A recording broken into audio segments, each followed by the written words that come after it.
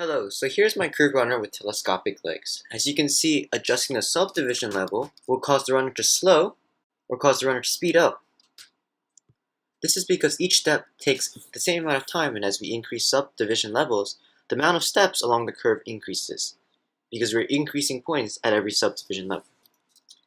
Notice that the legs are alternating at a step size of 4.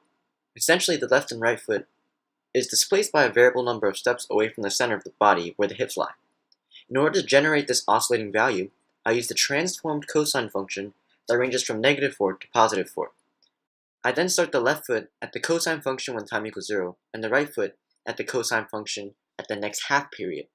This means the left foot will start with a -4 displacement, while the right foot starts with a +4 displacement.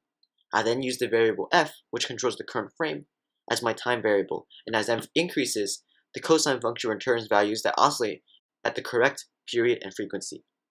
Essentially, each foot is stationary at half the time. Take a look as the runner runs along the curve. You will notice that it will lean backwards and forwards and left and right based on the acceleration of the curve. Watch as we bring some points close together. You will notice that the runner will slow down at the closer points, and the runner's head and neck will actually slant backwards to compensate for the change in acceleration. As the runner reaccelerates, the head and neck will actually lean forward, as would a real runner's. Here is a model of an actual human runner. Notice the arms are being bent at an elbow and that they are in opposite phase to the feet. The lengths of the bicep and forearm do not move and are constant. We accomplish this by using inverse kinematics. We see the use of inverse kinematics when computing the knee position on a runner's legs. Watch, as he rounds the corner, how the lengths of his thigh and calves maintain the same length during strides. Moreover, the knee is proportional to the stride. If we turn off inverse kinematics, notice how the thigh gets smaller as he strides upwards and larger as he strides downwards. Also note how disproportionate the knee position looks. Let's turn it back on. I do want to note that the inverse kinematics breaks down at a lower subdivision level.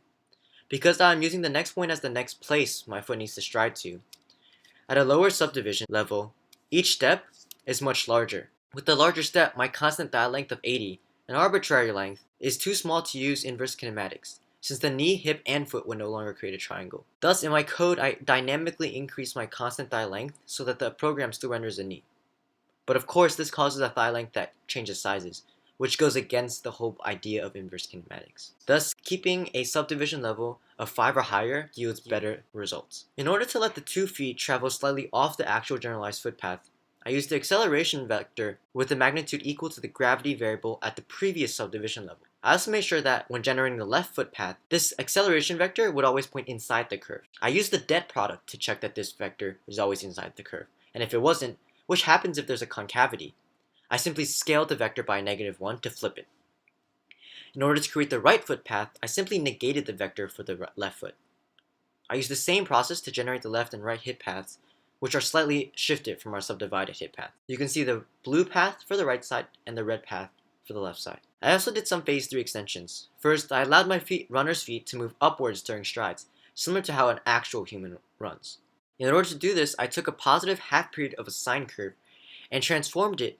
Thus, the added upwards motion oscillates between 0 and 20 when the foot is moving in front of the body, and returns a value of 0 when the leg is stationary, moving backwards. I also added a jumping function. When jumping, the person will wait till both feet are together before actually jumping. This allows me to maintain that the jump and the continuation of leg displacement are in sync and at the correct sequence. I added a second variable called leg displacement, which was essentially a timer for the leg displacement. When jumping, this would actually be turned off so the legs wouldn't be out of sync after a jump finish. The leg displacement variable is actually what oscillates via the cosine function that I mentioned previously. Thus, the leg displacement only contains values between positive and -4, as its value is equal to the cosine of f. When jumping, leg displacement would actually be turned off and wouldn't increment, so the legs wouldn't be out of sync after a jump finished. The last big extension that I added is the chicken functionality. Essentially, my runner's arms were very close to his sides, and it reminded me of a chicken flapping its wings. I used a lot of ternary statements within my code so that when I changed to chicken mode, the colors and lengths of the body parts would switch to a chicken's color and proportions. I also took the knee away from the chicken since it looked better without a knee with skinnier legs, Notice that I also included a beak that stays with the head, as well as the red feathers the chickens have on their head. I also added the chicken's head having an oscillating nod, similar to what a chicken does when it walks. I used the jump function to accomplish this again, since I needed something that oscillated between 0 and a positive number. Notice how when the head moves, the beak and feathers actually also move accordingly. This is because the beak and feathers are actually based off of the head point. And so when the head moves, so does the beak and feathers. I made the arm flapping motions by moving the elbow along the cross product of the vector from the shoulder to elbow and the vector from the elbow to the hand. I then used inverse kinematics to find the correct position along this new cross vector. Note, the chicken can also jump. Lastly, if you have a chicken, the chicken needs to fly. In order to create the semblance of the chicken flying, I essentially took away its legs.